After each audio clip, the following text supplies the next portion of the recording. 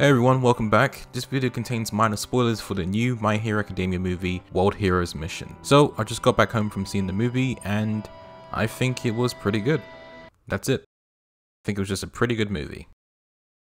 Alright, that won't do. Let me elaborate. My Hero Academia World Heroes Mission was good, but I don't think it does enough. I don't think it does enough to be a memorable movie, nor does it do enough to top the previous movies. That being said, if you decide to stick around and hear me out, it's not my intention for this review to sound like I'm diminishing the movie, because the reality is, whether I like it or not, this movie will be a success regardless, due to the large fan base behind the series. So, in other words, if you are a huge My Hero Academia fan, don't take this to heart. It's just a harmless review, that's all it is, so let's get to it. So for anyone who hasn't watched the film, here's a quick rundown. When a cult of anti-quirk terrorists destroy a city by releasing a gas that causes people's powers to go haywire, Japan's greatest heroes disperse across the globe in an attempt to find the ringleader and bring him to justice. As part of Endeavor's team, Deku, Bakugo, and Todoroki travel to the European nation of Athene. But after stopping a robbery gone wrong, Deku finds himself framed for mass murder and on the run with a 2-bit criminal, with both Athene's police force and a terrorist hot on his trail. So that right there is a very solid plot. You got your world level threat and our main character on the run. But what matters is the execution and the steps taken along the way, and the best way I can sum it up is from the very title alone. It's good, which is basically all the positives I have to say about the film, and the but is everything else that I wasn't too impressed with. So let's start off with the positives. Stuff that I liked. While the overall quality of the art style is on par with the TV series, the actual animation is incredibly better. The fights are all full of practical effects and the camera itself is constantly moving, rotating around our heroes and villains and flying between them. The violence is also kicked up a notch, with blood and gaping wounds becoming the norm as the fights start to wrap up. While the fantastic sound effects worked well with the visuals to elevate the already impressive fights, the music side of things doesn't quite manage to keep up. The soundtrack is forgettable at best, and there's a montage scene where the movie just slaps in some random pop song which didn't fit the tone of the film at all. It honestly feels like it was just thrown in there for marketing purposes.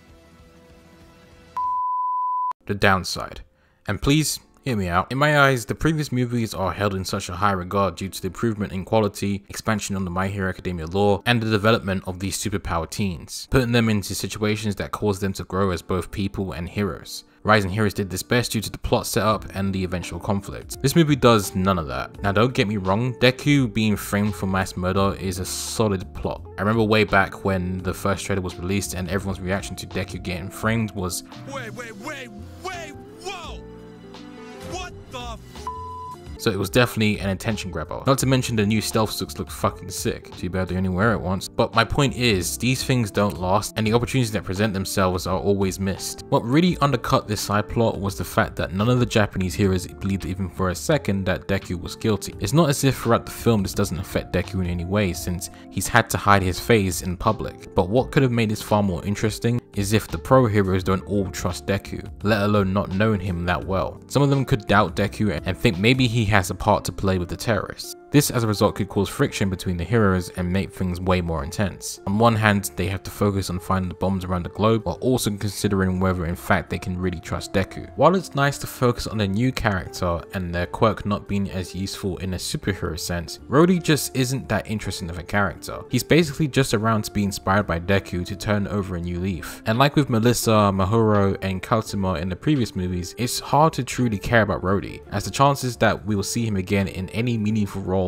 is low to none. The motive behind the terrorist group is an interesting one. In a world where the vast majority of the population has superpowers, it seems perfectly understandable for people from across the globe to fear that side of humanity. However, none of the villains have any real development. They're just there to be beaten up by the heroes. Even the big bad himself, 𝗧𝗪𝗜𝗧𝗧𝗘𝗥, only gets a few seconds of backstory and is right in the middle of a fight scene. 𝗧𝗪𝗜𝗧𝗧𝗘𝗥's powers are actually a pretty cool concept. Every superpowered punch Deku throws is basically reflected back at him. Their fight against each other is the perfect place for Deku to show his true strength and his analytical mind. However, instead of a creative solution, the battle resolves in the most brain dead way possible. Deku punches him, doesn't do a thing. Deku punches him harder, doesn't do a thing. Deku goes plus ultra and punches him even harder, Deku wins. I think worst of all, there's just no real tension or character growth for the core cast. Everyone just does what they usually do, and it didn't feel like anyone got a moment to shine in this movie, and that's just my opinion. All in all, World Heroes Mission is fun yet forgettable. While it has a steady plot, it doesn't feel completely explored in detail,